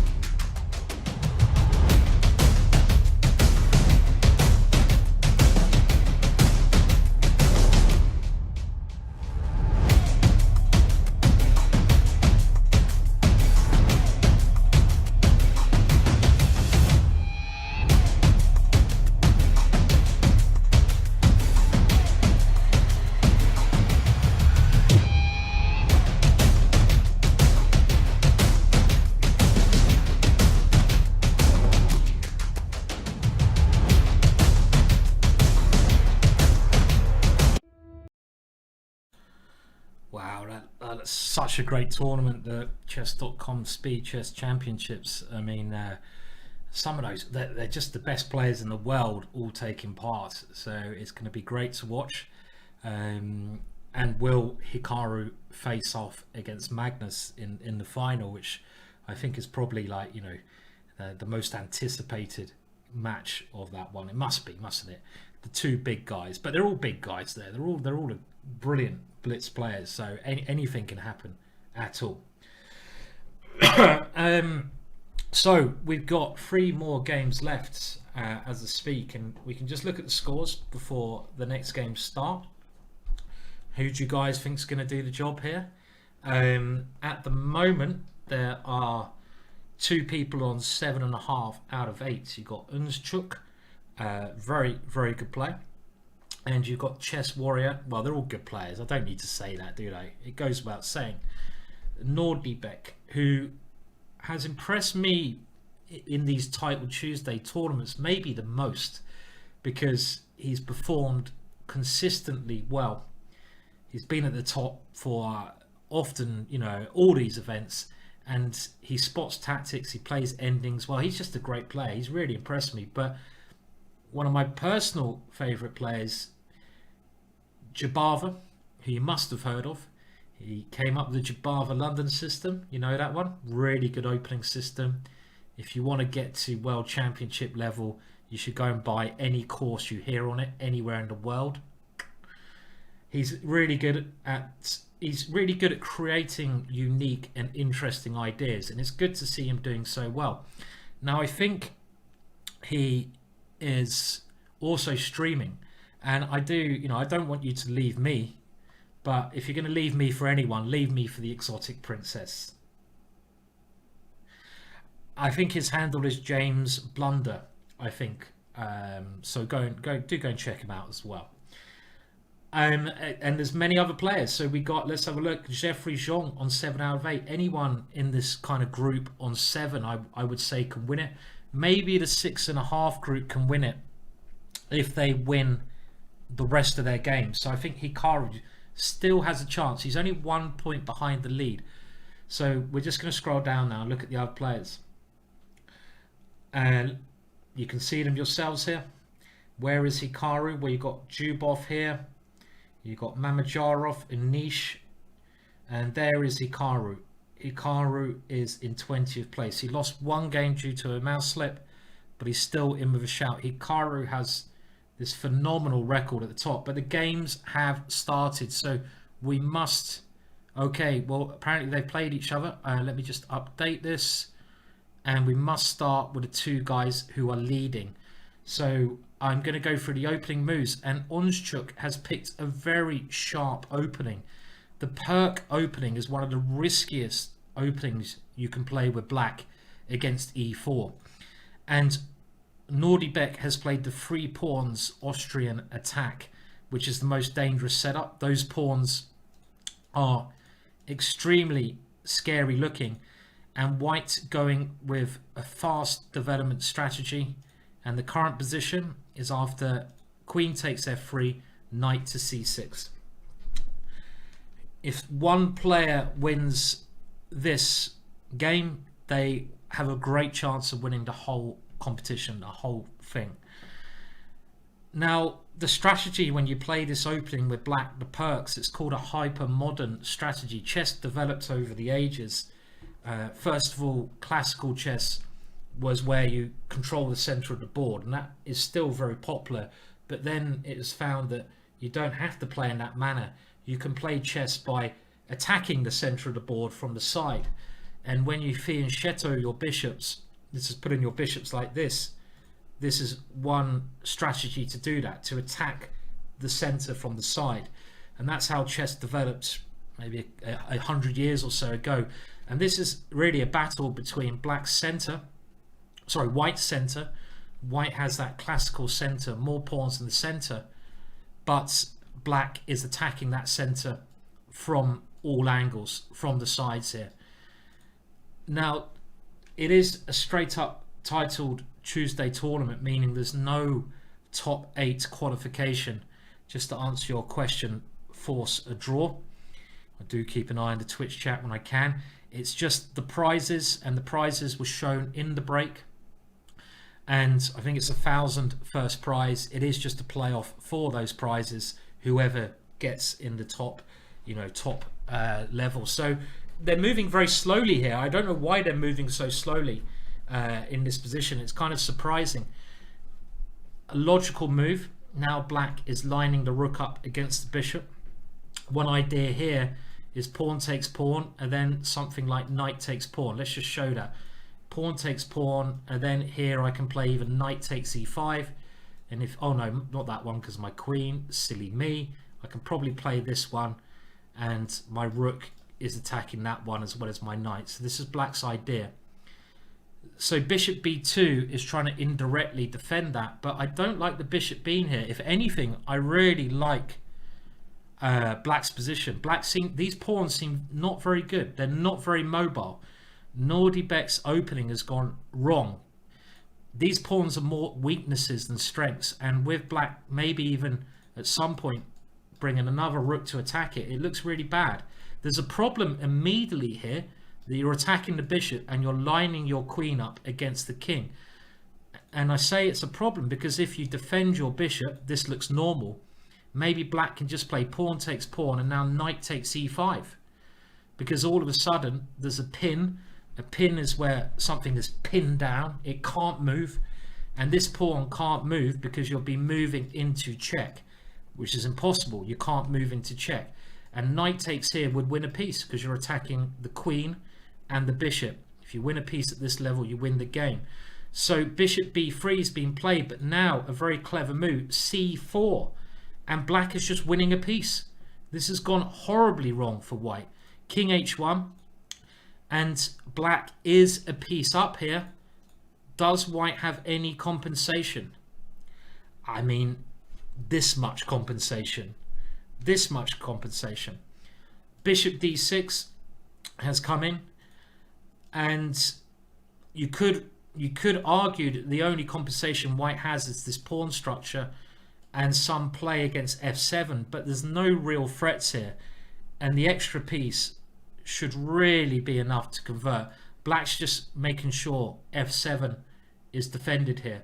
Keep an eye on the scores here. It's only 11 rounds. We're keeping a look at the top games going on. The only thing with this kind of position is, of course, black is doing well, but black does have to convert it. I think he's going to have to move the knight somehow and try to start attacking. Now, this move is using those pawns. What can he do? Can he even take there? I would certainly look at this one.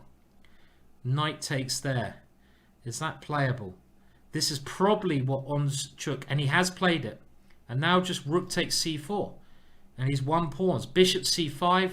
That shouldn't scare me. Rook takes c5, minimum. But Nordibek is trying to get some tactics going. Attacking 2 pieces with that last move. And even though White may have seemed to have won a bit of material, this is still should be a winning position. The only, okay, so he's now 3 pawns up, and a knight and a bishop are better than a rook. So is there any chances of White here? White is desperately trying to create everything, but Black's defending his position without too many problems here. This bishop here is defended. You can even maybe just start pushing this pawn, and he's done that. The queen's defending the bishop. The knight is well defended. You don't need to use your pieces as Black here. There's a saying that passed pawns should be pushed, and he's just going to try to push this one. This is the only idea I feel that he has here. There are some tricks here. If you played something like Queen B2, then maybe Rook takes F8, but we're going to stick with the game because they're very short of time here. Look at the time. Keep a check on the time. Black is clearly winning, but Black, both sides a little bit short. Checkmate is threatened. Have to be careful of that one. There goes another pawn. And now Black is ready to start an attack. Knight G3. He's played this. This must be winning now. Queen here. Or just simply winning the rook. And I'm afraid for Nordibek, his chances are diminishing now. This is a very good game from Black. Black's played this incredibly well. And he just has too many pawns now. And too many pieces as well. The only way White's going to get out of this is with a miracle. Rook there, check, would have been even smoother. But this is clearly winning. And, oh dear, F5. Nice checkmate on the board. He didn't even... Okay, it wasn't checkmate, but this is good enough. And, well, you can resign here. And he has done. So we have one leader, Unschuk, at the top. Nordibek drops behind with a loss there. That's a tough loss. It's so hard to lose a game at the end parts. Oh, Jabava lost to Jeffery Xiong. Very good result for Jeffery. Jeffery is still up there with a chance. And we're just going to see what other games are going on so we can keep an eye. Anish is still playing. So let's have a look. Anish needs to win this ending to have a chance of winning the competition. It's going to be hard. This should be an easy draw. Anish is 1 pawn up, but there's no way to easily get a passed pawn, and the Black king is on the right side of the board here. So this should be a draw. He might as well keep playing on, but as Black just keeps his position quite safe, it could be a long game, this one. Long game. There's someone saying in the chat that Hikaru mouse slipped again, and that he lost to Jordan van Forest. Well, I'd like to know confirmation of that. If he mouse slipped again, he needs to hit up his sponsor company and get a new mouse. Come on, man, get a new mouse, boy, or get a new hand. He's normally really quick, Hikaru. So I'm very surprised that he's doing these slips. Very surprising. Anish is actually making some progress here, it feels. Look at the time. 0.4 of a second left. I think Anish might win this one. Look at the time. He's made... Oh. Can he win? As soon as... Oh, he's won a pawn. This is now winning. He's managed to grind down his opponent. And the reason this is winning, 2 passed pawns, very easily winning. You put the pawn on h5 and you put your king on h4.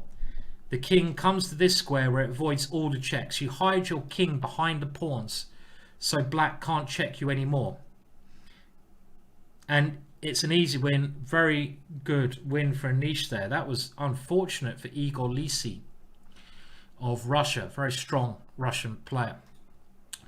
Keep an eye on the score group here. There's one leader with 2 games to go. We have Sergei Zigolokov of Belarus. Chopper is up there. Jeffery is holding up things for America, and Jordan Van Forest just had a very good win over Hikaru. I'd like to see that game if there's not too many going on, but I'm not sure how we can do that. It's round 10 already, and we're going to keep with the leader. If Onchuk can win this game, he's got another black, then he surely is massive favourite to win the whole thing. He's played another risky opening, the King's Indian Defence. The opening that Black's playing here was favoured by such great attacking players as Kasparov, Bobby Fischer before Kasparov, and nowadays Rajabov. And this idea that Black's playing was actually a favourite idea of Bobby Fischer, because what Black wants to do in the King's Indian is play this move f5 and attack on the king side. What White wants to do, because White has the pawn on d5, is attack on the queen side. So Black's trying to close down the queen side and then get ready to play f5, start an attack on that area of the board. This is the penultimate round. Only one more round left after this. So how is Black going to attack? One traditional way is just to push like this, pawn storm. But probably a more modern way of doing it is to bring the knight back and put some pressure on e4.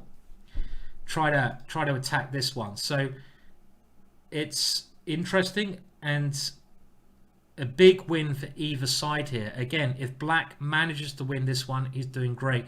This is what we call a more closed situation. What I mean by that, you can see that the pawns here are locked together. You know, they're locked. They're not very fluid. They're locked together.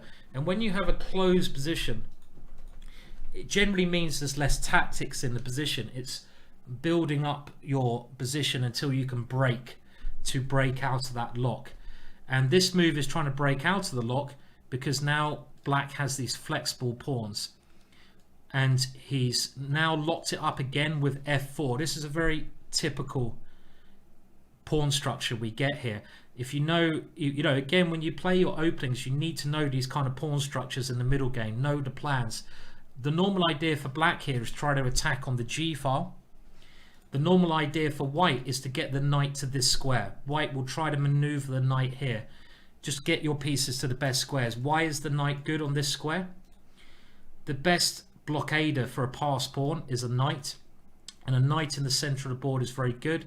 It also puts some ideas against f5. So White's playing very easy. Knight c2, knight e3. Black first of all developing, and the knight is going to come round to the square. If I was Black here, I'd be trying somehow to get an attack on the g file. Let's see if Black can manage to do that. Okay, so he's bringing his queen to g6, I think. This is where Black must aim to attack, on the half open file, and he needs to go for White's king. This is the only way of doing it. How is White going to break through is the other question. Maybe it's not easy. It's, again, still a locked position. Well, White now saying, okay, I'm going to actually attack on the king side. I'm going to play g4. I'm liking the way that White is playing this position. Very good play from White so far. Black is now trying to run the king away to get out the idea of the opening of the position. And maybe White would also run his king. Will he try that? Nope, he's playing it quieter. What do we think is going to happen here? I like White's position. It feels to me that White's pieces are slightly better. I love this knight. This knight, you know, prepares everything. And the other thing you've got to think in closed position is whoever has the pawn break generally has the advantage, because they're the side which has the decision to make. I don't see what Black can do here. Black just has to wait. But White has this one pawn break, g4. If I was White, I would probably put my king on a1, so it's out of the way of these guys, and then go g4. So I think you've got time. Closed positions, you have time. I'd move the king all the way over here, and then I play this. But White's going for another idea. White's also got a pawn break on the queen side. So he can now even play b5 and a5. But he's keeping it open. Black now has a square though. You've given up this square. White's given up this square. If you look at the white knight came here. Interesting move. White sacrifices a pawn in order to try and get some play on the d file. I really like that sacrifice. Really nice sacrifice. And with the rook coming to d2 as well, this is looking very dangerous. You've also got this square. So he's just moving the rook to d2. I think being a pawn down here does not matter for white. White's got the better pieces. He's got control of the open file. But black's now found a target. This is getting very exciting. Any result is possible. He's had to come back. He's had to come back to defend. Black not doing that badly. Black just waiting and defending. This is one of the ideas of that pawn sacrifice. Before, white had a pawn on this square. By getting rid of that pawn, you gain an outpost. We talked about outposts before. But black's still holding the position together. Strange move, that one. Is that just waiting and seeing? I don't know why the rook went there. Why did the rook go there? I don't understand. Is he going to go g4? Maybe. The evaluation bar is going schizo. It's literally going all over the place there. And it's going up again. Great. This is the idea. And this is the big break. I think white's going to win this one. I think this is the break. Remember, we said whoever has the break generally is doing okay when it's a closed position. And this was the key break. When you guys are trying to improve your own chess, make sure you know where the break is. And even here, g5 could be a very good move. And he's played it, forking these two pieces. No time for black. Black is losing now. White can win a piece by simply taking the knight. And we see Jordan van Foreest is at the top. We might have a big playoff. Oh, I'm so excited about the last round. I think it's going to be a win for Runak, who, to my sins, I haven't heard of as much as the other players. I certainly will be aware of him now. And he might be playing in the last round. There's one more round to go. Jordan van Foreest of the Netherlands for the title. There's probably still other people who can catch up, but I'm really hoping to see that pairing. And now it's look at that knight. The knight is so strong, and white was winning anyway, but of course black was always in trouble. A great game there by white. Great game. So we have actually 3 people on 9 points. Jeffery is up there as well. Well done, Jeffery. Any more games going on? We're going to have a quick little look now. Quite a fair few games, but I don't think any of the ones who can challenge for the top spots. One more round to go. And Alireza is on 8.5. Oh, the Razor. I think the winning score this week is going to be 10 out of 11. How hard is it to get 10 out of 11? It's nearly impossible, right? Getting 10 out of 11. You have to make no mistakes against the best players in the world. I mean, it's so hard. One of the things I really like about chess, but also really hate, is that it's so unforgiving. Name another sport or game where you make one small mistake at one moment in the tournament and it ruins your tournament. Chess is like that. You make one blunder, as Hikaru did with his mouse slip, it ruins your tournament. I mean, you know, in boxing you can get up from a hit in the face. In golf you can even come back from a bad shot. You know, in football, proper football, not that American rubbish. In football you can let a goal in and score another goal. It's really unforgiving. And the other thing I like about it is you can't really blame anyone else except for yourself. You know, in team sports you can go and blame someone else, but you can only blame yourself in chess. So it's very good self-reflecting sport. You know, it's a good way to learn. You know, if by looking you can only improve because you can only blame yourself. You can't blame anyone else. You can't pass the blame on.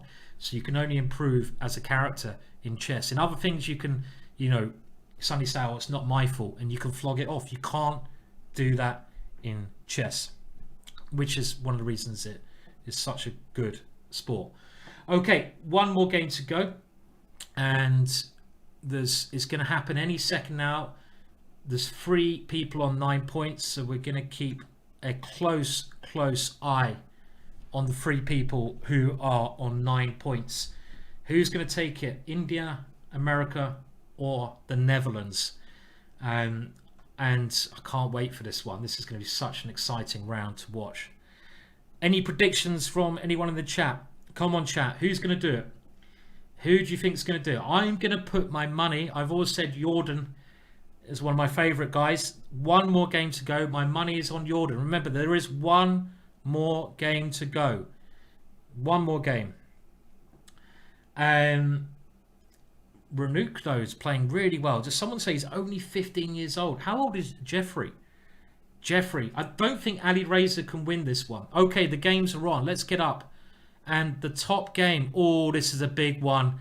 Jeffery has a really hard game. Let me just see. Did they agree a draw already? I hope not. And look, you've got Alireza against Jeffery. This is a big, big game. Massive game here. This is a real challenge for Jeffery with the black pieces as well. Oh no, that's so disappointing. That's so disappointing. Oh, you imbeciles. Ah. Oh, I can't believe it. They've agreed a draw. They've agreed a draw. Where is their fighting spirit? They're like, I want a bit of money. I'm going to agree a draw. Oh, come on. The crowd does not want that. Jordan has agreed a draw already. He's agreed a draw. They agreed a draw because they want to take a little bit of prize money. They don't want the glory of coming first. They're like, do money. Bit of Pink Floyd there. Okay, but what does that mean? Well, that does mean that if Jeffery does the impossible, and it is really hard. This guy is good, and he wins with the black pieces. He is outright winner. Outright winner. I think that what that also means is that if Jeffery, let's just get this right, if Jeffery doesn't win, then I'm assuming on tie break, if you look at the little number there, oh, there's some quite high tie breaks here. The tie break is this score on the right hand side, right? The higher that is, the higher your place will be. And I think that's on your opponent's accumulated score. I don't know why they took a draw. I don't understand that, because you know why? They've really randomized it. Loads of people can overtake them. Like, if Unschuk wins, he overtakes him. Okay, really disappointing. Okay, but let's go back to the game now. Jeffery has the chance to win this outright if he can do it with the black pieces. Can he do it? Can he do it? Keep an eye on this one here. This score here is the tiebreak. So actually, Unschuk, if Unschuk wins, his tiebreak is really good. That can change. He might win it. That is if black does not win this game. Let's go back to the main game. Oof. Now, one problem that is clear here is black's pawns in the middle of the board. They're double pawns. We talked about those before. And they're looking like targets, right? They're looking like targets. I mean, on the plus side, these double pawns control quite a lot of space in the middle of the board. You know, they're quite advanced, but they look to me more like targets than the strength. And Jeffery now defending that one with his bishop. White playing a very sensible move, just cementing his knight on this square. And now black has moved another piece into a defense. Oh, pardon me. Don't know what happened there. I was getting too excited. Hiccup in my way. Keep an eye on the clock. White is nearly a minute up on the clock as well. I mean, it might be okay for black this position because they're not. I don't see what either side can really do. If I was white, I might try pushing the H-pawn. Surprise, surprise. That doesn't really probably surprise anyone. But now, actually, is a little bit of a problem. This knight. If Jeffery can take that knight, he's going to cause loads of structural damage to white's kingside. This pawn will have to capture. That could be really bad. So does Alireza have to retreat his knight? And I know he doesn't like retreating. So in actual fact, I'm really liking the way Jeffery plays this. Nerves of steel. I have to say, nerves of steel. If you win this game, you win the whole competition. And he's playing really well at the moment. And now this other knight is a problem. Because if the knight retreats, then bishop takes a4. So white trying to get some counterplay. But now there is a pawn on pre. Black can win a pawn. He has chances to win. Jeffery has some chances. And this will really punish the two guys that had a quick draw. Did anyone want to see a quick draw between those two guys? Come on, let's be honest. What do we think of that? We're not impressed. I can understand it. They want to take some money. Maybe they've got families to feed. They can't do. They're only about 20 years old. They can't do. Okay, so back to the game. Well, I mean, I guess now the problem is this pawn is quite weak. So white can try and take that one.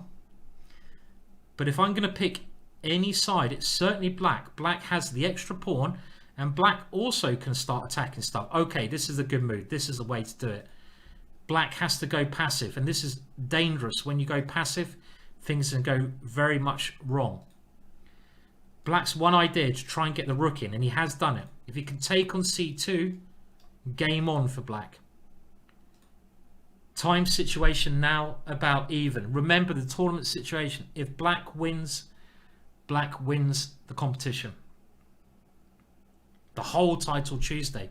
Opposite colored bishops though, which is not great. And you can look at the live updates as the results come through. We can see that Jordan has dropped down a place and that Dubov has got up to second place. Runak is still at the top there, but it can change quickly. For example, if Jeffery wins with black here, he wins the whole thing and he's trying to get a passed pawn. Let's have a look at the tie breaks as well. Well, also, this is a big game here. If Bilodju can win, he might catch up. If Unschuk has lost. Unschuk has lost the game. He could have... Very painful. So, back to the game. Well, I mean... Jeffery is going for it. I mean, it seems like white is covering this pawn well. This bishop will always cover that pawn. Even if you simply take it. But maybe it's not enough to win. Maybe this game is heading towards a draw. What would a draw mean? Keep an eye on the results here. How many prizes are there? I should know this. Is it 5? Come on, someone help me out here. I did show it. Oh, hang on. What's happened? What's happened? He's blundered. Jeffery has won. What happened? I talk about prizes, then he's won. Whoa! Boom! Well done to Jeffery. Fortune favours the brave. Well done. I mean, I've got nothing against Alireza, but the reason, I mean, he's a great player. The reason I'm saying well done to Jeffery is it serves these guys right for having a quick draw. Runak took a quick draw and he got punished. And what on earth happened at the end? I took my eye off the ball and a goal was scored. Let's just have a look. What happened? I think white should probably just take this one and go for a draw. But I suppose Alireza realises he needs to win. So he took here. And now there's no stopping this pawn. It's just a blunder. It's just a blunder. You can't stop this pawn. Whoa. A2. A1 is unstoppable. Probably the best thing you can do is go b4 and give your bishop up for it, but then you're a bishop down and you're going to be losing. And the way the game finished was b4, a2, rook a5, and possibly he just forgot about the check. Chess is all about tempo. Timing is so important in chess. You've got to try to get as much time on your side as you can. Again, probably a little bit like life. The pawn is attacked. If it's white's move, white is doing well, but rook c1 check, queens the pawn, and black wins a very good tournament. Well done. Well done. Brilliant result for Jeffery with all the political stuff going on. I'm glad in some ways there's a bit of a light in in favour of a young American coming through and winning the competitions. Great stuff there. We're getting near to the end of the commentary. We'll obviously just have a look as the final results come through. Is there many more games going on? I expect so. There's a fair few. We'll keep an eye on this game, some ending. This is a technical draw, but very tricky to draw somehow. And the top three is going to look like it's Jeffery, Runak, and Jubov with the prizes. So let me just have a look at the slideshow and see how many prizes there are. So I should know this.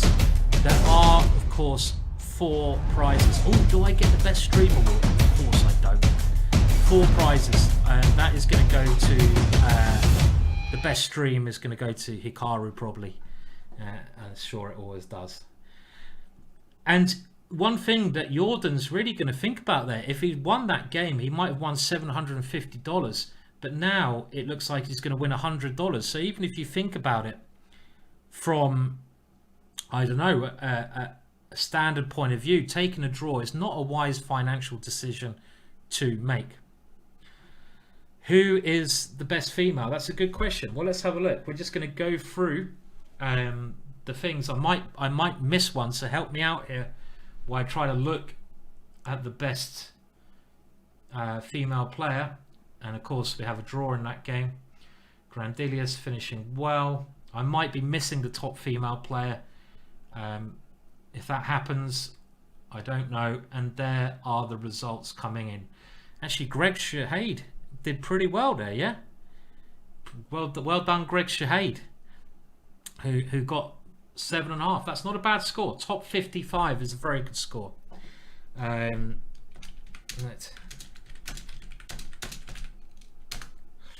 So there you go. The final scores, the top 3 players, and the top 3 players, Jeffery, Jubov, and then the young prodigy from India, Runak. In 4th place, we have, well, how can I forget his name? That guy, Yopi, and there we go. So I think I mean, okay. I mean, I think I'm justified in saying I didn't like the draw, even though I understand it, and I might have even done the same thing myself. I might have been like, money, money, money. I'm going to take the draw and take the money. But at the end of the day, that's not how it should be played. And Jeffery did not take the draw. He got the win, and he's a deserved winner, in my opinion. That is my opinion. Of course, it's Jordan van Foreest, and that Jordan van Foreest in 4th place. No draws. We don't like draws. We want to see a fight to the death. That's my opinion. Fortune favours the brave, and it did here. Well done to the guys at the top. Okay, well, I'm gonna love you and leave you. I hope everything goes well in America with the elections and stuff. That's all I'm going to say about that. I will leave you very soon. And I hope you're all enjoyed the show, and I'll be back next Tuesday, probably with my own stream on Title Tuesday. So do follow my Twitch channel, and my Twitch channel is basically Ginger GM. You can have a look at my YouTube channel, Ginger GM. If you just search Ginger GM, that is my Twitter handle, Ginger GM. Ginger, well, that's Ginger at least, GM, Grandmaster, if you want to keep in touch with me and what I'm doing. Thank you so much for coming along, and I'll see you all soon. Have a great day, great night, wherever you are, and we'll be back again in short time. Cheers for now, goodbye, and have a great rest of the day. Cheers.